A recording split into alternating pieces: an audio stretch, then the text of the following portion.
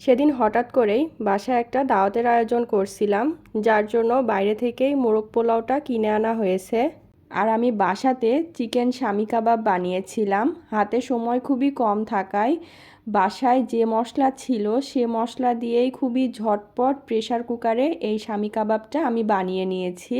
শামি কাবাব বানানোর জন্য একটা প্রেসার কুকারে ছোলার ডাল, মুরগির মাংস, পেঁয়াজ কুচি, আদা বাটা, রসুন বাটা, জিরা গুঁড়া, ধনে গুঁড়া, হলুদের গুঁড়া, শুকনো মরিচের গুঁড়া, স্বাদ অনুযায়ী লবণ আর পানি দিয়ে ভালোভাবে নেড়ে ঢাকনাটা আটকে কয়েকটা শীষ তুলে নিতে হবে।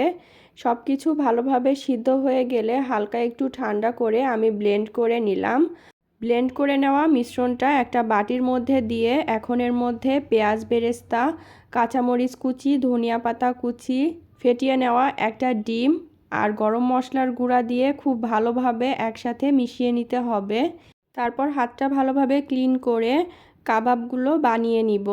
এভাবে মুরগির মাংস দিয়ে কাবাবটা তৈরি করে আপনারা ফ্রোজেনও করতে পারবেন। এখন আমি কাবাবগুলো গরম তেলের মধ্যে দিয়ে দিচ্ছি, তারপরে উল্টে পাল্টে কাবাবগুলোকে কালার করে ভেজে নিব। এই তো খুবই অল্প আর ঘরোয়া মশলায় ঝটপট আমি এই কাবাবগুলো বানিয়ে নিলাম, আর কাবাবগুলো খেতে অনেক বেশি মজা হয়েছিল।